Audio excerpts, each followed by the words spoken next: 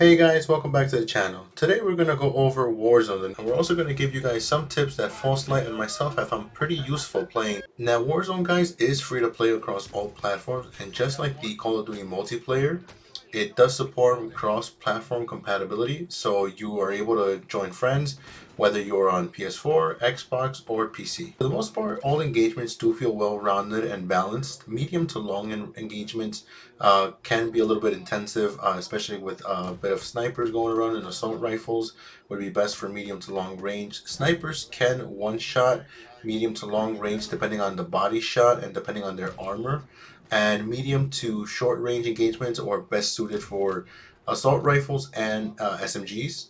Now, because it is Call of Duty, guys, the time to kill can be a little quick in short to medium engagements. You could definitely get one clip pretty easily, or even shoot two enemies with one clip of an SMG or an assault rifle. Even though the time to kill can be a little short in close engagements, there is a quick respawn system that they added to the game to make it a little bit more intensive. Once you die, you enter the gulag, which is basically a fighting pit, and it's a 1v1. Now, if you survive the fighting pit, you get to respawn free of charge to your surviving teammates if they are still in the field.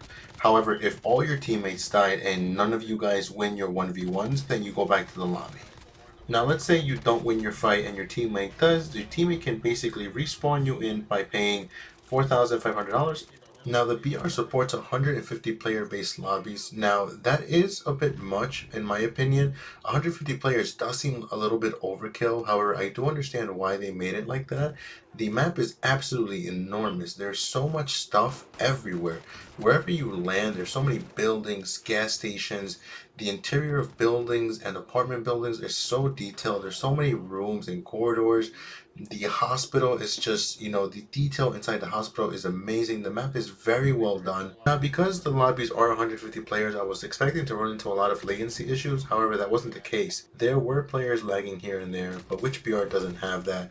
Most BRs do support over 50 players, so that's nothing unusual. Because the map is so big, there were some problems here and there that I ran into where the map wouldn't load fully. After 2 days of playing, these issues were really numbered for the most part, so it's not really a huge concern. Warzone is definitely fun to play, especially with friends.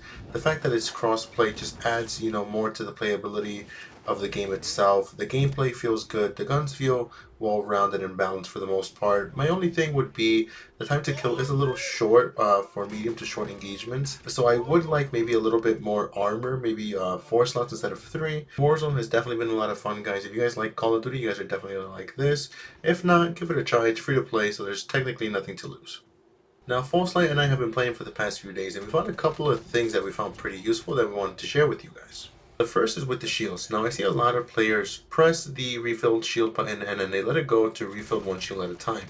However, I don't know if this is a bug, but I found out that if you press the refill shield button and you leave it pressed, you automatically refill all 3 of your shields a lot faster. Now for when dropping, similar to Fortnite, when you drop out the plane, for those who don't know, and if this is your first time playing a BR, if you are trying to land a little bit further out and your location where you're trying to go is a little bit, outside of the ring, and you have a ways to go, you can open the parachute to basically travel a farther distance, cut the parachute to gain more speed, and then reopen the parachute again to gain a little bit more distance, and so on. Rinse and repeat to travel farther. Next are the loot boxes. If you hear what sounds like a refrigerator running, that's probably a loot box. It'll probably definitely be worth it to find inside the building or inside the house or wherever you are to get some extra loot.